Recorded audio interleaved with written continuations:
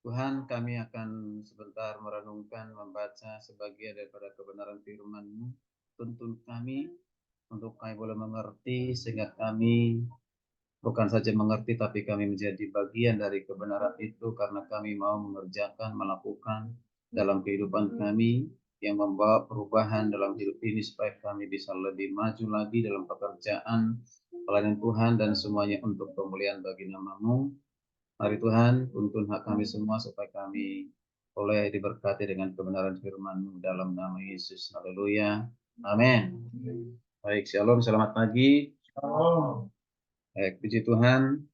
Per hari ini kita kembali ada doa dan juga renungan untuk unsur pimpinan, staf, jika pun ada ya dosen yang ikut bergabung ya setiap hari Senin setengah 10 ya. Nah memang ini sudah sebelum COVID tentu kita langsung seperti ini ya.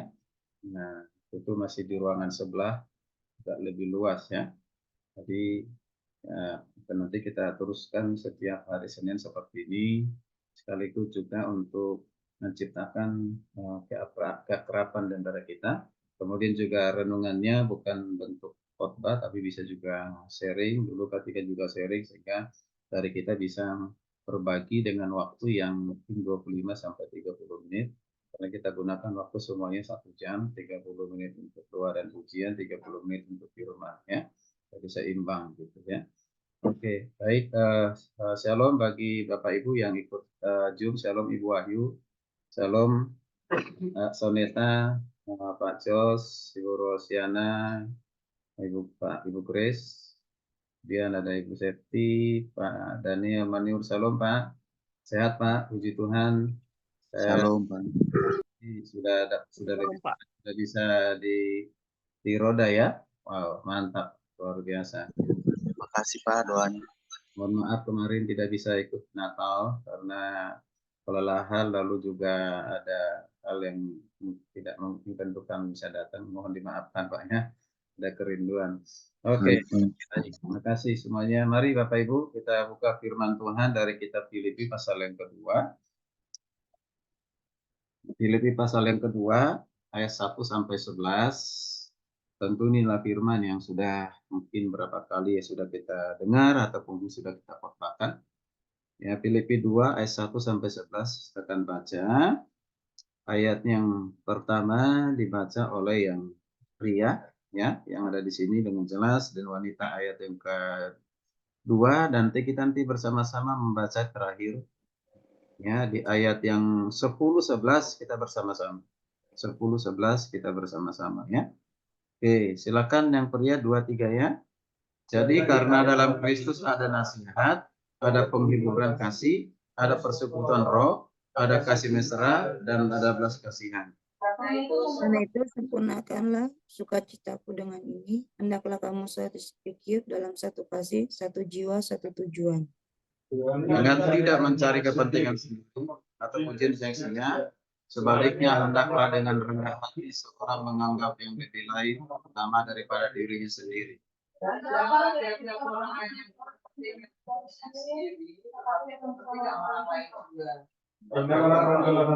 Sama menaruh pikiran dan perasaan yang terdapat juga dari Yesus.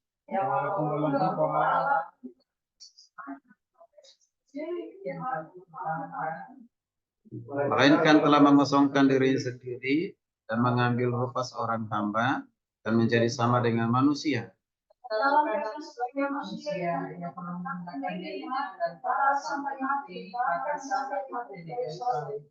Itulah sebabnya Allah sangat meninggikan dia dan mengaruniakan kepadanya nama di atas segala nama bersama-sama, supaya dalam nama Yesus bertekuk segala yang ada di langit dan yang ada di atas bumi dan yang ada di bawah bumi, dan segala lidah mengaku Yesus Kristus adalah Tuhan bagi kemuliaan Allah. Oke, perikop dari firman Tuhan yang ditulis, yang dikirimkan oleh para Rasul Paulus kepada jemaat di Filipi, sesuai dengan apa yang Lembaga Alkitab Indonesia, itu nasihat supaya bersatu dan merendahkan diri seperti Kristus. Nasihat supaya bersatu dalam merendahkan diri seperti Kristus. Nah, Topik renungan kita hari ini adalah kesatuan di dalam Kristus. Kesatuan di dalam Kristus. Nah, saya akan baca ulang ayatnya yang ke-9 ya. Ini saya sangat senang dengan ayat ini, baru-baru ini juga khotbah renungan saya ya, ambil dari ayat ini, dikatakan begini. Itulah sebabnya Allah sangat meninggikan Dia dan mengaruniakan kepadanya nama di atas segala nama. Nama di atas segala nama dikaruniakan kepada Yesus Kristus. Luar biasa. Tadi mengapa Allah mengaruniakan, bahkan meninggikan ya Yesus dengan memberikan perikat dengan nama di atas segala nama. Itu luar biasa. Tentu itu banyak jawabannya. Tapi hari ini kita melihat peninggian kepada Yesus itu ya tentu karena suatu pekerjaan ketaatan yang dilakukan oleh Yesus sesuai dengan kehendak Bapaknya. Tapi hati-hati, jangan sampai kita memahami seperti ada orang lain memahami, ya Yesus itu hanya ditinggikan, dimuliakan, bahkan dia menjadi Tuhan setelah Yesus taat mati sampai di kayu salib. Karena ada ajaran seperti itu, ya. Nah, tidak demikian tentunya. Ya, jadi kenapa? Karena dikatakan di klimaksnya itu ayat 11 itu, dan segala lidah mengaku Yesus Kristus adalah Tuhan bagi kemuliaan Allah Bapa. Jadi seolah-olah mengatakan bahwa Yesus itu Tuhan karena dia jadi hamba, karena dia merendahkan diri, karena dia taat sampai mati di kayu salib, baru dia Tuhan. Nah, tentu ini adalah ajaran yang keliru, ajaran yang bisa dikatakan juga sesat, ya. Kita tidak penganut yang demikian. Karena Yesus itu sudah menjadi Tuhan dan sudah Tuhan di dalam kekekalan. Nah, dan ada yang mengatakan bahwa ini adalah berupa himne, ya, bukan doktrin. Memang kalau dibagi dua, khususnya pasal 2 ayat 1 sampai 11 ini, di sini ada hal yang praktis, tetapi juga ada yang bersifat doktrin. Ya, bersifat doktrin. Nah, di ayat pertama sampai ayat yang ke-5 itu berupa hal-hal yang praktis yang harus dikerjakan, dilakukan oleh setiap orang percaya. Terlebih pada saat dalam konteks ini adalah orang-orang jemaat di Filipi ya. Baru ayat 8 sampai ayat yang ke-11 itu sudah bicara tentang doktrin. Ya, ini uniknya Rasul Paulus itu diawali dengan hal-hal yang praktis untuk menyerukan kesatuan. Ya, nah gereja ya terutama jemaat di Filipi pada saat itu memang terjadi perpecahan. Nanti baca di pasal yang keempat. Ya, ya terjadi perpecahan. Tapi jemaat Filipi ini bukan berarti jelek, bukan buruk. Ya, tapi jemaat ini sangat baik. Maka juga Paulus juga memberikan suatu pujian bahkan bersukacita di pasal 1 ayat kedua. Dikatakan dia bersukacita atas jemaat di Filipi. Kepedulian mereka. Ternyata sebaik apapun suatu gereja itu bisa terjadi namanya perpecahan. Ya. Ya perpecahan itu disebabkan oleh banyak hal. Bisa karena mementingkan diri sendiri di dalamnya. Perpecahan itu bisa karena merasa lebih hebat, lebih pintar. Perpecahan itu bisa terjadi karena lebih berjasa. Perpecahan itu bisa terjadi karena tidak menghargai satu karunia satu dengan yang lainnya. Tidak lagi menghargai pimpinannya. Itu bisa terjadi. Atau merasa lebih banyak berkorban. Ya, atau sudah merasa mampu untuk membuat sesuatu tanpa ada orang lain, tanpa dia harus ada di situ, sudah merasa mampu. Ya. Nah, itu ada di tengah-tengah gereja.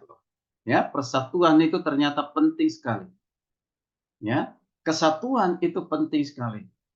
Ya, kesatuan ya di gereja, kesatuan di institusi, kesatuan di organisasi, bahkan kesatuan di lembaga pemerintahan. Selalu menyerukan namanya kesatuan, kesatuan, kesatuan. Mengapa demikian? Karena begitu pentingnya kesatuan itu, maka bukan saja menjadi suatu seruan atau penginan atau keharapan, tetapi juga karena kesatuan itu akan membawa dampak yang besar. akan membawa hasil yang lebih maksimal kalau satu organisasi, satu gereja itu ya menjunjung dan melakukan suatu kesatuan. Ini jemaat di Filipi terancam dengan perpecahan, maka Paulus tidak mau hal itu terjadi. Ya. Jadi keinginan Paulus untuk apa? Supaya gereja di Filipi itu memiliki namanya kesatuan. Gereja Filipi harus mengalami kesatuan. Kalaupun pada saat itu dikatakan ada perpecahan, terancam dengan perpecahan, tetapi Paulus ya dengan cepat, tepat, ya, peka dengan situasi itu, lalu cepat mengambil suatu tindakan untuk mengirimkan surat kepada jemaat di Filipi. Ya. Nah, ini kita lihat bersama-sama. Nah, ini apa kalau itu di sini apa keinginan dari Paulus? Keinginan Paulus supaya jemaat di Filipi ini jangan pecah, jangan mengalami namanya perpecahan. Nah, dari sini kita perlu belajar, ya, sebagai kita pelayan Tuhan, hamba Tuhan, satu organisasi, lembaga, institusi, seperti namanya Studi Kataros, supaya Studi Kataros ini ditinggikan, artinya berprestasi, dimuliakan, kita pun ditinggikan, ya. Tentu kita harus tetap bersatu dan menghindari namanya perpecahan. Ya, William Barclay katakan begini, dia punya komentar. Bahaya yang mengancam gereja Filipi adalah perpecahan. Dalam arti tertentu, ini adalah bahaya bagi semua gereja yang sehat. Kalau orang-orang bersungguh-sungguh dan kepercayaan mereka betul-betul penting, berarti bagi mereka, maka mereka akan condong untuk apa? Terpecah dengan satu yang lain. Makin besarnya satu gereja, maka kemungkinan semakin besar juga ancaman untuk bahaya. Berbahaya namanya perpecahan. Ternyata besar itu baik, positif, tapi bisa juga dengan besar itu terjadi namanya suatu perpecahan. Jadi makanya diharapkan supaya lembaga ataupun gereja itu harus tetap mempertahankan, menjaga tanggung jawab supaya jangan terjadi suatu perpecahan, tetapi yang dijunjung tinggi adalah satu persatuan. Nah, kita punya pengalaman banyak ya, setelah kita STT Kataros ini udah berapa tahun, mau jalan 12 tahun ya. Banyak hal-hal yang positif yang kita syukuri, tetapi juga tidak bisa kita pungkiri ada hal-hal yang memang negatif dalam pandangan orang, baik itu secara lembaga maupun juga secara di SDM atau SDM kita atau kita sendiri, ya. Nah, yang positif kita syukuri, kita tingkatkan, ya bukannya pertahankan, tetapi sesuatu yang negatif tentu kita harus mengatasinya karena akan hal itu bisa membawa perpecahan, ya. Nah, maksud saya di sini sesuatu yang jelek, sesuatu yang buruk yang terjadi di antara kita itu tidak menjadi yang kita gosipkan, kita bicarakan, apalagi kita viralkan atau sampaikan kepada orang lain. Tapi sesuatu yang harus kita pertanggungjawabkan untuk kita bisa jawab apapun itu. Kalau itu negatif kita akui, tapi kalau itu yang negatif tadinya itu tapi karena kesalahpahaman, kesalahpengertian, tentu kita harus meluruskan, ya. Nah, sejelek apapun, sesalah apapun yang pernah dilakukan lembaga kita lakukan bersama-sama, itu tidak menjadi suatu orientasi kita untuk melihat lembaga ini adalah lembaga yang jelek. Tapi itu adalah proses untuk menuju kepada suatu kesempurnaan. Amin. Tanpa ada kesalahan, tidak mungkin kita bisa melihat kebenaran. Betul tidak? Karena ada kesalahan, kekurangan, maka kita tahu kebenaran. Ya. Jadi kita sekali lagi jangan terlalu cepat kita memberikan penilaian yang negatif terhadap apa yang ada pada kita sendiri. Ya, kalau ada kesalahan kita harus berhati-hati. Kalau ada kekurangan kita harus berhati-hati. Ya, jangan lebih mencondongkan apa itu namanya pemikiran negatif. Baik, nah sekarang kita melihat bagaimana supaya gereja itu bersatu, bagaimana supaya organisasi itu bersatu, kita tentu belajar, ya, belajar, ya, ya dari firman Tuhan yang sudah dibaca pertama, ya, bagaimana caranya supaya tetap kita bersatu di dalam Kristus. Tapi gini, sebelum ke situ, sebenarnya secara doktrinal atau berhubungan dengan relasi dan keselamatan, kita ini sudah satu dalam Kristus, ya. Kita ini sudah satu dalam Kristus pada saat kita dipilih menjadi umatnya, menjadi hambanya, dan kita ini sudah dikuduskan, disucikan, dibenarkan, kita ini sudah satu dalam Kristus. Jadi sudah punya relasi, ya, relasi yang tidak bisa diubah.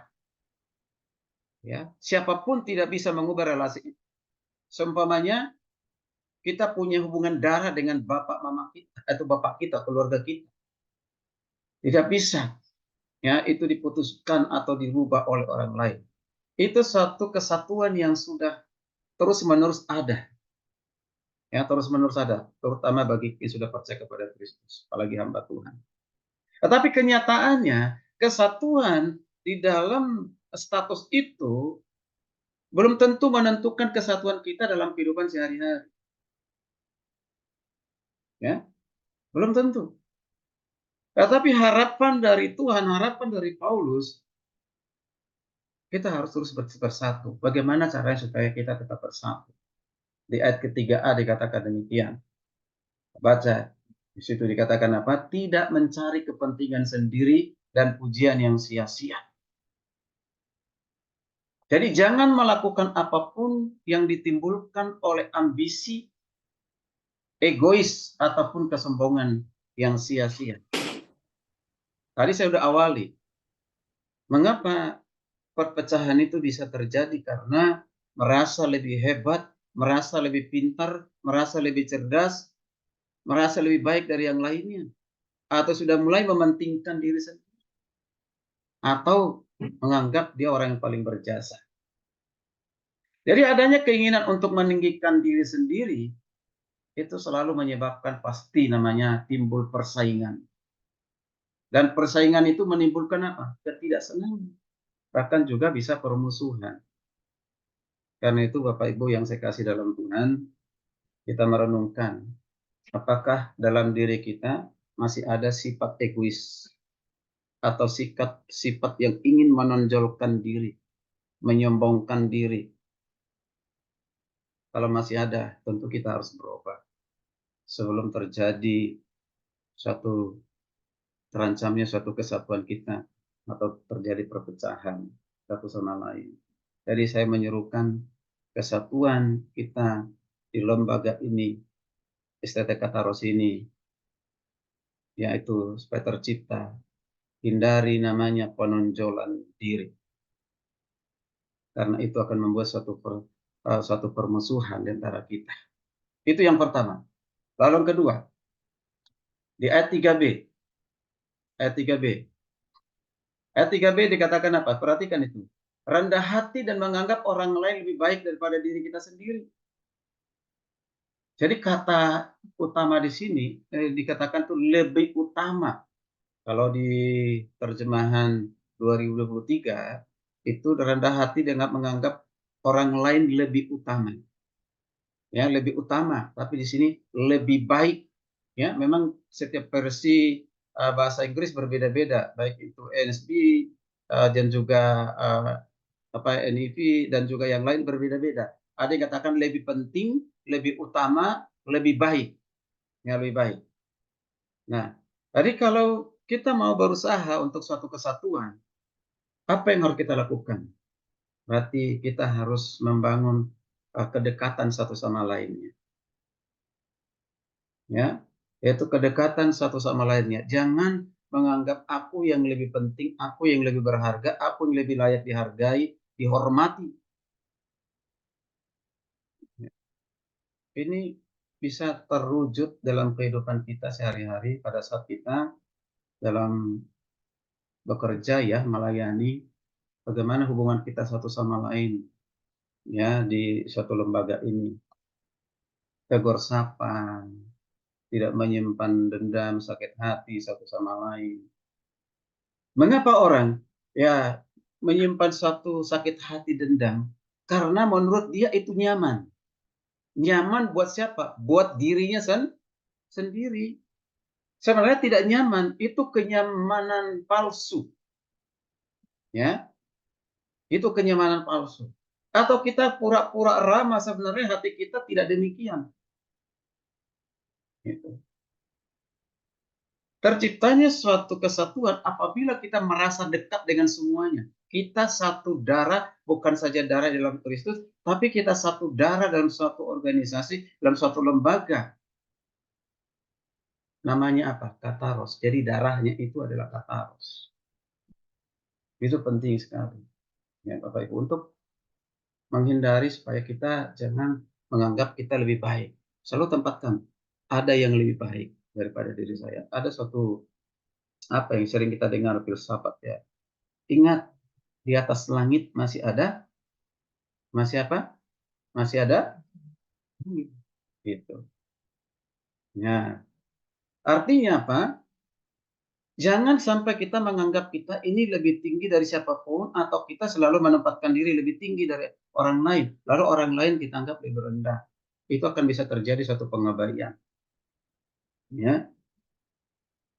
Jadi kita harus menganggap saudara seiman kita ataupun terutama hamba Tuhan sekitar kita itu lebih baik dari diri kita sendiri. Bahkan dikatakan begini, ya, saya selalu menempatkan diri begini, saya tidak pernah menempatkan diri saya lebih pintar, lebih cerdas dari orang lain. Selain itu karena kesombongan akan membuat saya mengukur orang lain. Selain itu menjadi suatu kesombongan akan membuat saya tidak perlu belajar lagi. Tapi ketika saya merendahkan diri, saya belum banyak yang saya tahu, masih perlu belajar. Menuntun saya menjadi apa? Belajar dari orang lain, belajar dari siapapun. Karena saya tahu bahwa setiap kita punya kelebihan masing-masing. Ya. Jadi bukan berarti ya di kita tidak ada kebaikan, bukan. Hanya orang lain kebaikan, bukan begitu. Ada kebaikan bagi kita. Tapi kebaikan kita jangan menjadi suatu standar bahwa itu yang paling baik, orang lain tidak. Baik. Jadi, nah apa yang harus kita lakukan supaya kita bisa menganggap teman kita, hamba Tuhan, apalagi saudara seiman, supaya lebih baik dari diri kita? Ada beberapa hal. Yang pertama, lebih baik kita menyoroti kejelekan diri kita sendiri daripada melihat kejelekan orang lain. Artinya, lebih baik kita menyoroti melihat kekurangan kita, keterbatasan kita daripada melihat punya orang lain. Itu yang pertama. Lalu kedua, menyoroti kebaikan orang lain daripada menyoroti kebaikan kita, pengorbanan kita. Ya. Jadi jangan kita menekan aku baik. Belum tentu baik bagi orang lain. Gitu. Dan berikutnya, menyoroti karunia orang lain yang kita tidak punya. Kalau kita punya karunia, kita syukuri. Tapi kalau ada orang lain yang punya karunia seperti yang kita tidak punya, kita tetap bisa menerima itu dengan rasa syukur. Amin. Ya, itu penting sekali. Disinilah akan terjadi namanya suatu kesatuan di dalam Kristus. Inilah seruan dari Rasul Paulus. Lalu berikutnya di ayat 4. Jangan hanya memperhatikan kepentingan diri sendiri, tetapi kepentingan orang lain. Itu di ayat 4. Ini yang ketiga, untuk supaya bisa bersatu di dalam Kristus, jangan hanya memperhatikan kepentingan sendiri, tapi kepentingan orang lain. Saya lebih kepada penerapannya.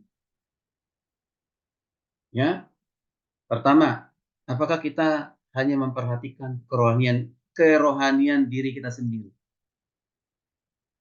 Itu. Atau kita lebih condong memperhatikan pertumbuhan rohani kita, lalu kita tidak memperhatikan pertumbuhan orang lain.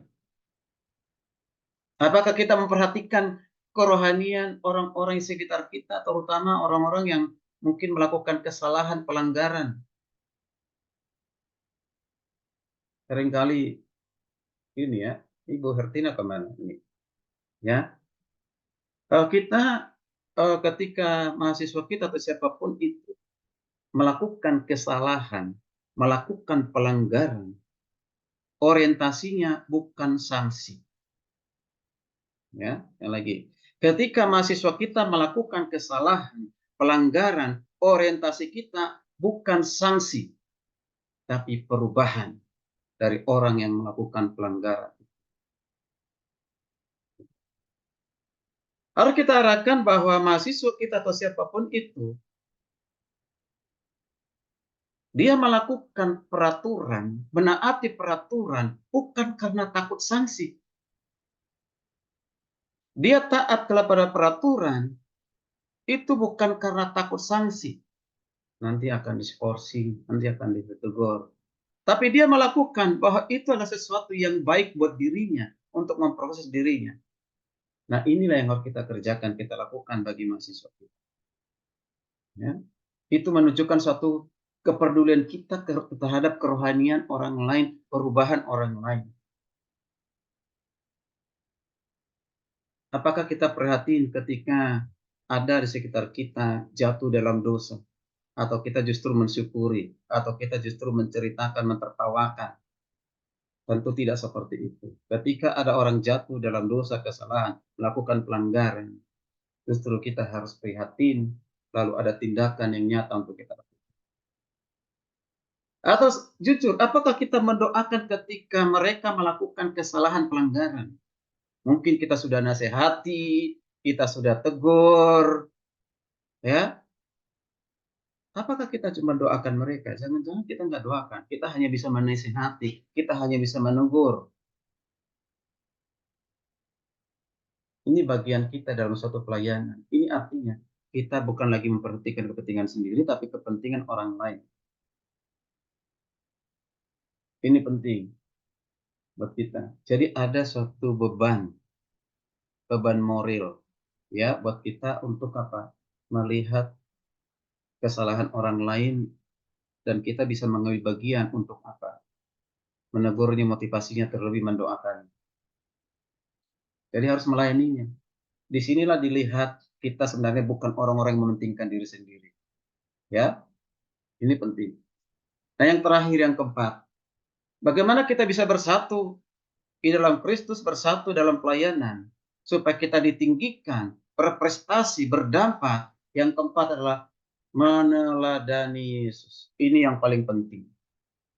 Jadi penting semua, ini yang paling penting. Di dalam kesatuan, itu kita belajar dari Yesus.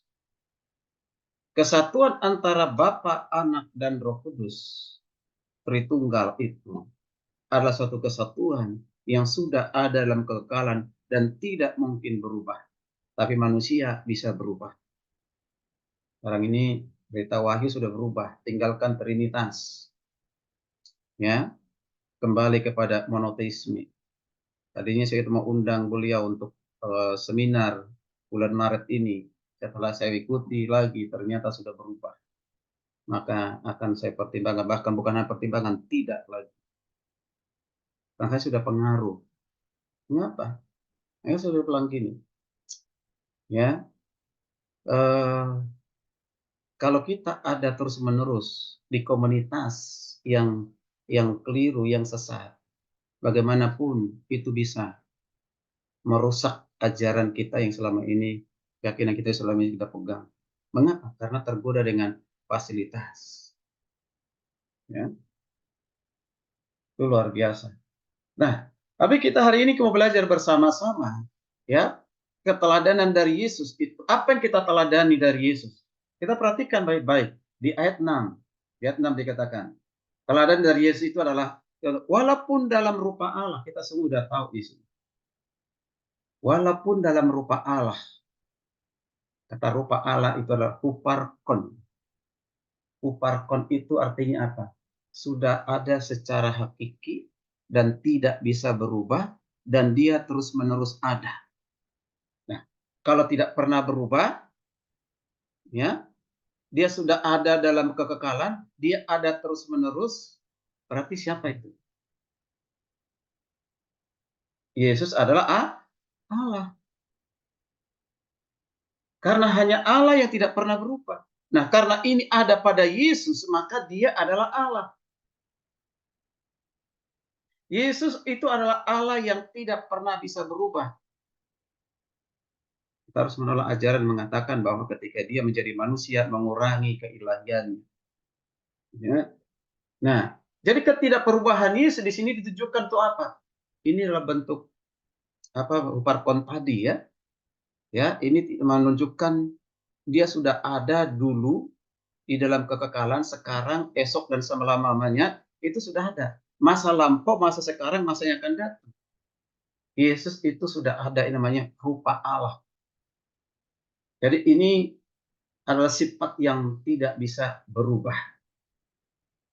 Ini penting disampaikan supaya kita bisa melihat nanti yang dia adalah yang Allah itu telah merendahkan diri menjadi manusia, mengambil rupa menjadi seorang hamba di ayat ke-7. Nah, jadi kalau di ayat ke-7 ini mengatakan mengambil rupa seorang hamba, ini bisa diartikan berarti dia benar-benar adalah manusia. Yesus adalah benar-benar menjadi manusia. Dia bukan menyerupai manusia. Bukan manusia jadi Allah. Nah, jadi kalau Yesus benar-benar manusia, maka ini juga konsekuensinya harus sama dengan ayat yang ke-6. Yaitu mengatakan bahwa Yesus adalah rupa Allah. Juga harus diartikan. Yesus betul-betul Allah. Berarti dua hal ini. Yesus benar-benar manusia, Yesus benar-benar Allah. Inilah keunikan Tuhan yang kita sembah, yang tidak dimiliki oleh orang lain dan tidak mampu dimengerti orang lain kalau bukan percaya kepada Kristus. Ya,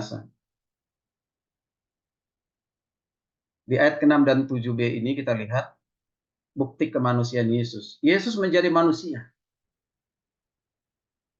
Jadi ayat 6 dan 7 ini dijadikan dasar untuk apa? Sering diajarkan namanya kenosis itu. Kenosis, ada teori kenosis yang keliru, yang sesat, yang salah, tapi dia nggak benar. Ya, itu kita tahu. Misalnya dikatakan ketika Yesus mati di kayu salib, dia melepaskan keilahiannya, dia menanggalkan keilahiannya, atau diambil oleh Bapa sehingga dia benar-benar kosong, manusia 100%. Jadi dia bukan Allah. Atau dikatakan dalam teori kenosis itu mengatakan anak Allah mengesampingkan sebagian atau seluruh sifat-sifat ilahinya supaya ia bisa menjadi manusia yang terbatas.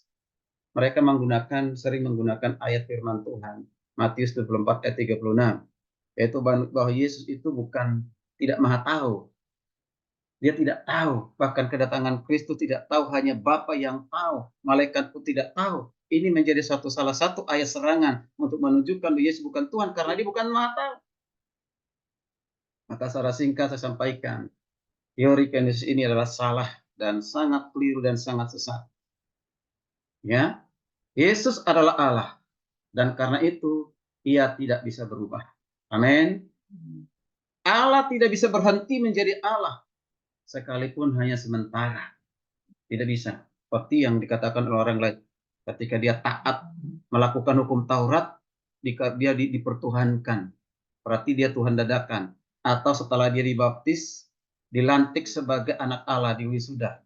Itu juga tidak sesuai dengan Alkitab. Tapi ada di gereja. Ya. Nah, kalau teori kenosis itu benar, yang tadi itu disampaikan, maka pada saat Yesus menjadi manusia, Allah Tritunggal itu bubar. Tidak ada. Tidak akan pernah ada Allah Tritunggal. Kalau teori tadi itu, dia katakan pada Yesus mati, meninggalkan kealahannya, dia benar-benar manusia. Ya kan? Nah, berarti dia hanya manusia biasa. Masa kita mau percaya kepada manusia biasa? Berarti manusia biasa tanpa keilahian. Tentu itu tidak benar. Maka apa yang menjadi penerapan buat kita Bapak Ibu kasih Tuhan dari kenosis ini? Ya, ini penting untuk kita lihat bersama-sama. Ini adalah sifat kerendahan dari Allah sendiri, yang walaupun dalam rupa Allah, Dia adalah Tuhan, pencipta langit, bumi, dan segala isinya. Dan tidak akan pernah berubah, dia kekal. Mau menjadi hamba, mau menjadi manusia, maka standar bahkan pusat kita untuk belajar tentang kesatuan itu adalah belajar dari Yesus, yaitu kerendahan hati, memiliki sikap seorang hamba. Wow, luar biasa. Karena kalau kita lihat bicara tentang rupa Allah itu bicara tentang kuasa, bicara tentang jabatan. Tapi seringkali manusia di dunia ini kalau sudah memiliki kuasa, jabatan, lupa diri. Selalu ingin dihargai, ingin selalu dihormati, meremehkan orang lain. Tidak ada lagi sikap-sikap seorang hamba. Berarti ini tidak sesuai dengan apa yang kita lihat keteladanan hidup dari Yesus. Bapak Ibu yang kasih Tuhan, di ayat yang ke-8 itu dia dikatakan taat sampai mati, bahkan sampai mati di kayu salib. Ini menunjukkan satu ketaatan dari seorang hamba manusia di dalam Yesus Kristus. Dan hasilnya apa? Bapa sangat meninggikan dia. Bapa sangat memuliakan dia. Maka dikatakan, diberikan, dikaruniakan nama di atas segala nama. Itu prestasi yang luar biasa dari Yesus. Secara manusia, dia lakukan itu yang tidak bisa dilakukan oleh siapapun tokoh agama di dunia ini. Tidak bisa. Hamba Tuhan sekalipun.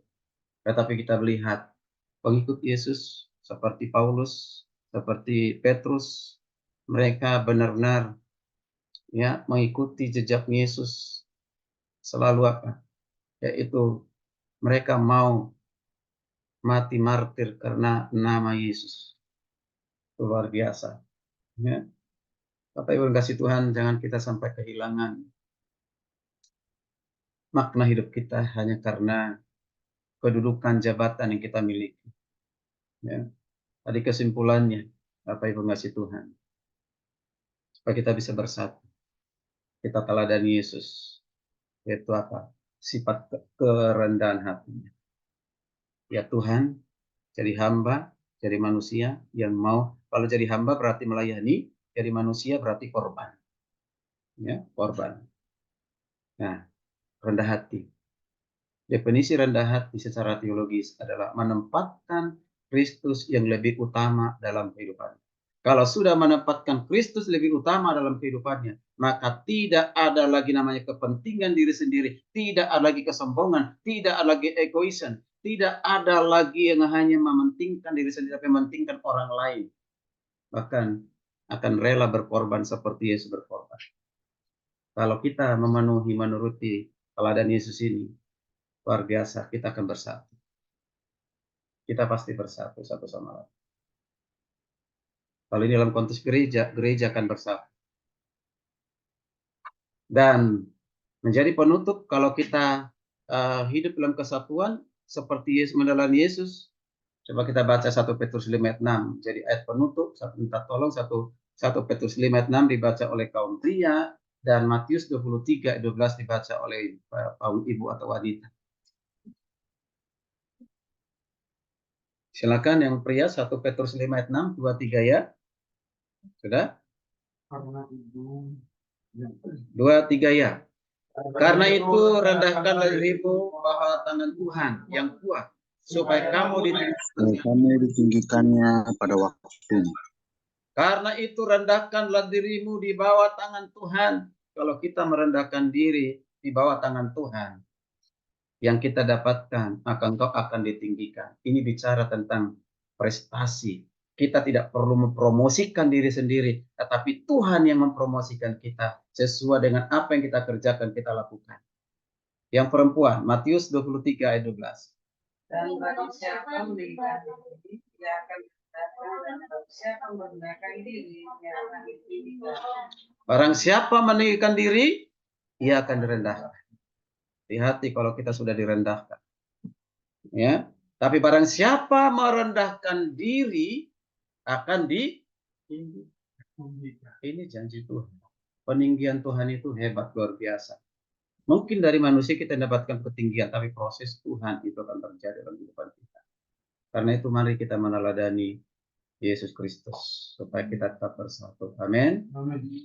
Tuhan, kiranya renungan ini menjadi berkat, teguran, motivasi bagi kita semuanya. Mohon Pak Martin mengucap syukur atas firman Tuhan. Bapa di surga, dalam nama Yesus kami bersyukur bahwa firman Tuhan yang sudah kami dengar, Kristus menjadi contoh, menjadi teladan bagi kami, dan mampukan kami supaya kami terus mengikuti keteladanan dalam hidup kami, dalam pelayanan, pekerjaan, dan pempercayaan kami.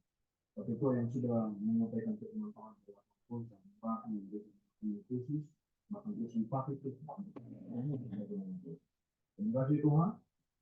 Dan bersyukur dan berterima kasih buat firman pagi siang hari. Haleluya. Amin. Amin. Berkat oleh firman Tuhan, amin. Amin. Baik, kita akan masuk wafat.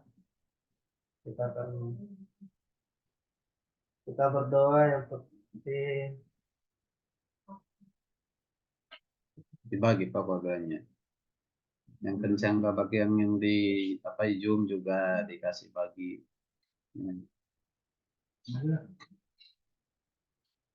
yang pertama nanti mulai dari Pak Imam sana Ke sana apa itu? Jelas ada nama. Dari Pak Irman kepada Ibu Priska. Ya, satu kelompok. Kita satu kelompok juga ini. nanti berdoa untuk yayasan, pimpinan, staff, dan pengurus yang lain. Di kelompok yang sebelah sini nanti berdoa untuk pimpinan, ketua, perawaket, dosen, dan staf yang mahasiswa. Yang di Zoom. Di Zoom. Doa sendiri. Karena dia pokok doanya nggak ada. Doa buat Mas. Tapi pokok itu sudah ada. Yang untuk di Zoom apa? Ya, proses belajar mengajar ya. Jadi yang di Zoom, Bapak Ibu yang di Zoom berdoa untuk proses belajar mengajar. Ya. Ya, ini karena suaranya hampir tidak terdengar. Terlalu halus suaranya si Hermanus ya. Jadi ya Bapak Ibu yang di Zoom berdoa untuk proses belajar mengajar, untuk para dosen yang mengajar. Ya, oke, supaya bisa berjalan dengan baik. Dah? Oke, satu pujian.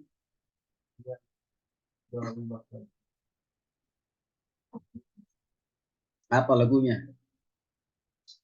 Doa mengubah segala. Doa mengubah segala sesuatu Bapak Ibu. Ya.